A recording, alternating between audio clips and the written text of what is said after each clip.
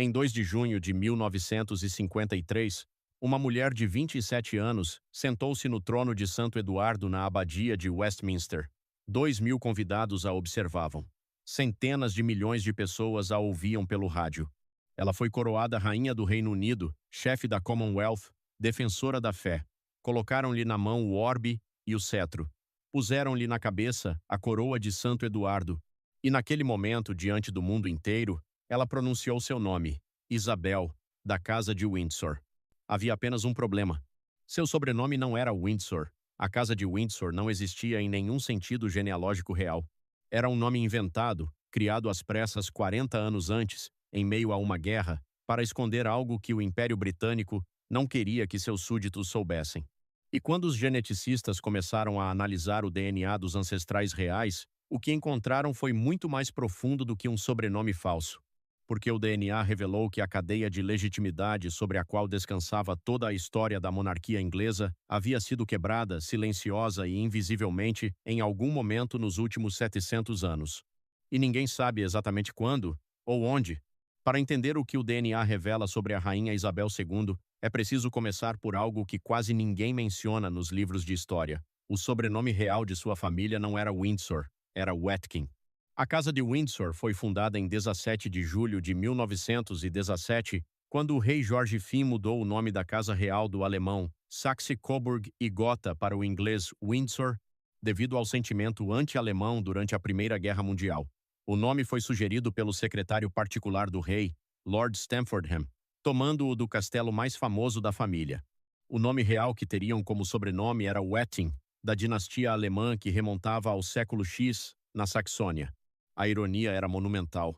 A Grã-Bretanha estava em guerra com a Alemanha.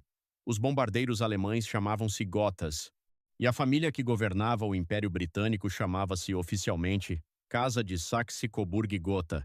O Kaiser Guilherme II, primo de Jorge V e inimigo na guerra, brincou publicamente que pretendia ir assistir à peça As Alegres Esposas de Saxe-Coburg-Gotha, em referência ao título de Shakespeare que Jorge V acabara de substituir pelo nome Windsor. A rainha Isabel II era bisneta em linha paterna de Eduardo VII, cujo pai, o consorte da rainha Vitória, era Alberto de Saxe-Coburg e Gotha. Portanto, Isabel era descendente patrilinear da família alemã de Alberto, a Casa de Wettin. Se Isabel II tivesse desejado usar um nome de casa historicamente preciso, teria sido Wettin, visto que todos os seus ancestrais em linha masculina pertenciam a essa casa. Mas há uma segunda camada nessa história, mais antiga e muito mais inquietante. Em setembro de 2012, arqueólogos que escavavam um estacionamento na cidade de Leicester, no centro da Inglaterra, encontraram um esqueleto sob o asfalto.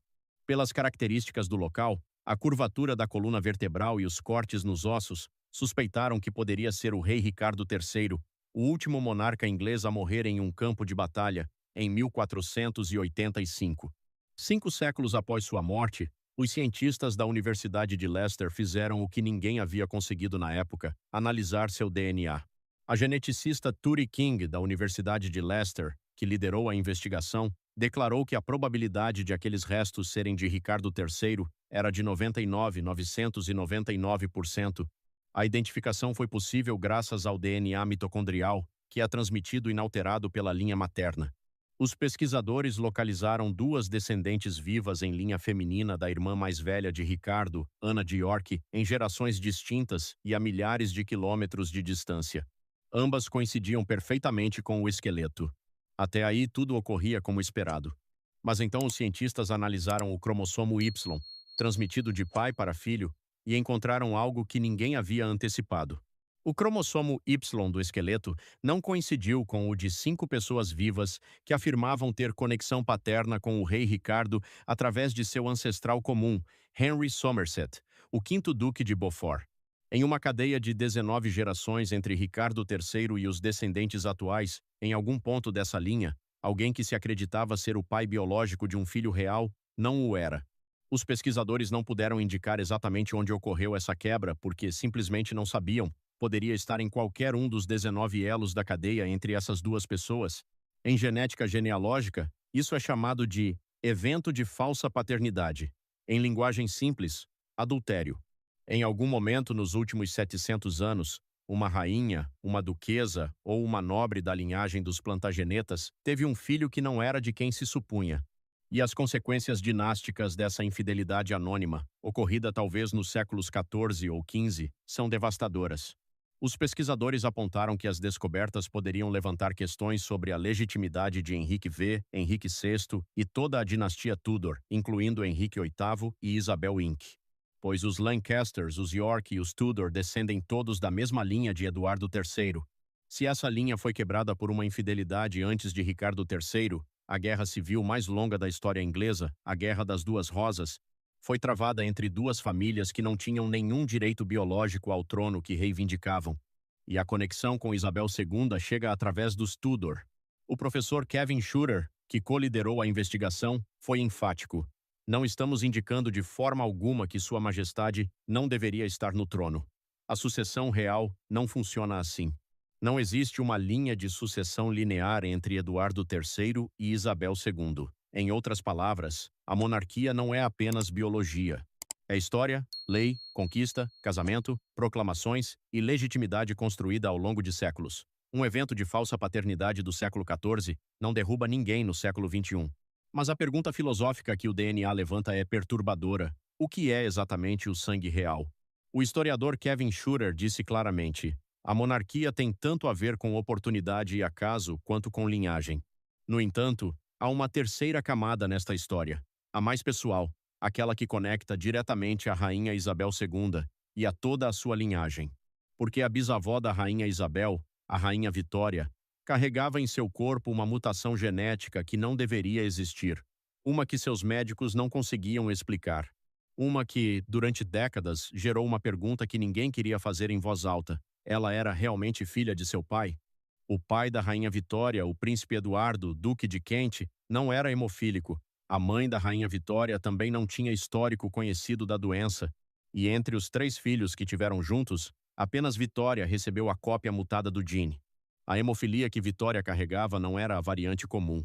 Testes de DNA realizados sobre os restos da família Romanov mostraram que a forma específica de hemofilia transmitida pela rainha Vitória era provavelmente a relativamente rara hemofilia B.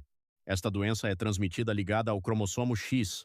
Para que Vitória a carregasse, alguém em sua linha ascendente deveria ser hemofílico, ou então ocorreu uma mutação espontânea extremamente rara. A probabilidade de ocorrer uma mutação espontânea para a hemofilia é de 1 em 25.000 a 1 em 100.000. Um teste de DNA sobre os restos da própria Vitória ou de seus pais poderia dar uma resposta definitiva às questões sobre suas origens, mas nenhum estudo desse tipo foi autorizado pela família real.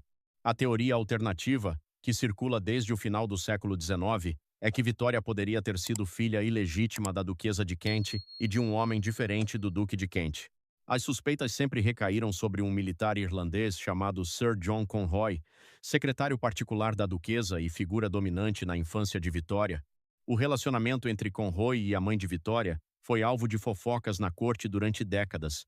A própria Vitória o detestava com uma intensidade que alguns biógrafos consideravam notável para alguém que supostamente era apenas um empregado da casa.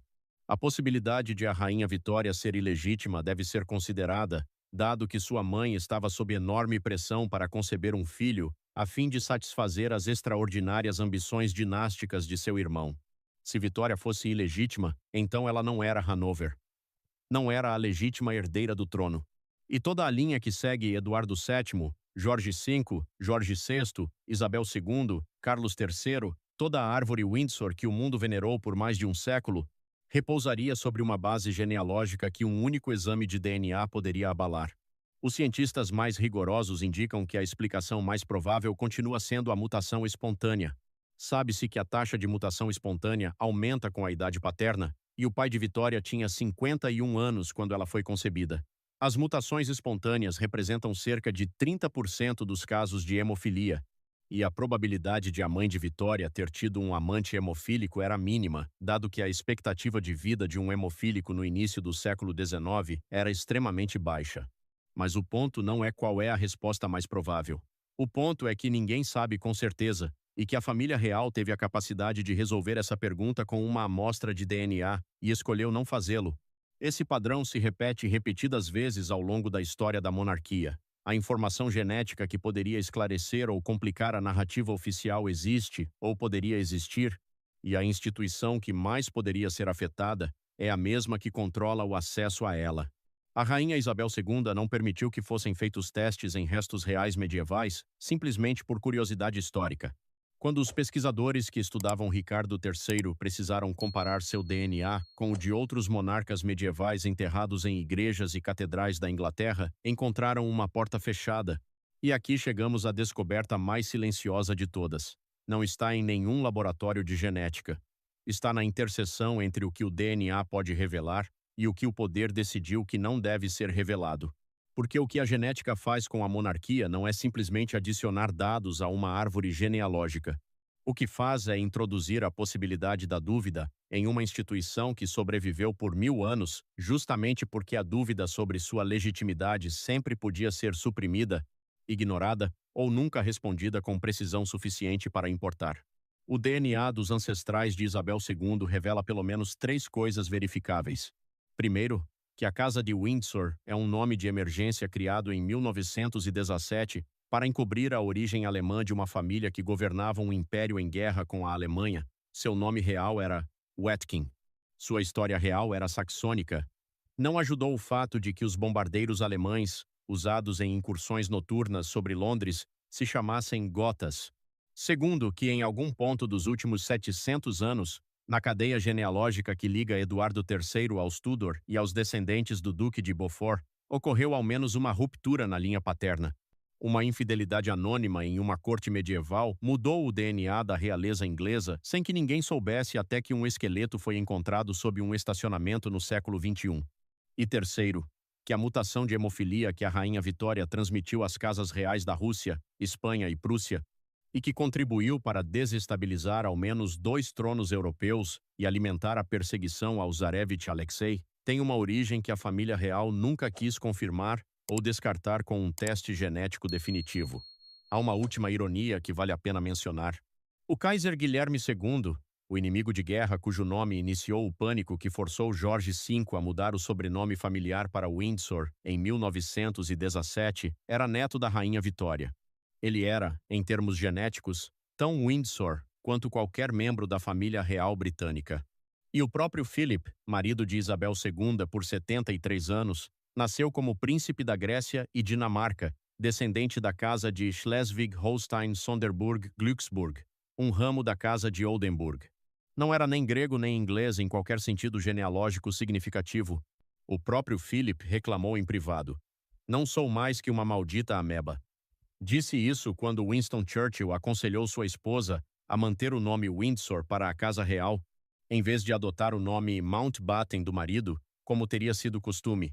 A rainha mais famosa do século XX, que reinou por 70 anos, que foi o rosto da estabilidade em um mundo em constante mudança, carregava em sua história familiar um nome inventado, uma cadeia de DNA quebrada em algum ponto medieval desconhecido, e um mistério genético sobre sua bisavó que ninguém com autoridade para resolvê-lo quis resolver. E talvez isso seja o mais honesto que o DNA pode dizer sobre a monarquia, que seu poder nunca descansou sobre a pureza do sangue. Descansou sobre a narrativa construída em torno dele. A história real da rainha Isabel II não está nos livros de história oficiais. Está nos laboratórios de genética, nos ossos encontrados sob os estacionamentos e nos arquivos familiares que nenhuma família com poder suficiente quis abrir completamente. Se você se interessa por mais histórias em que o DNA muda a história, assine, porque a próxima será ainda mais impactante que esta.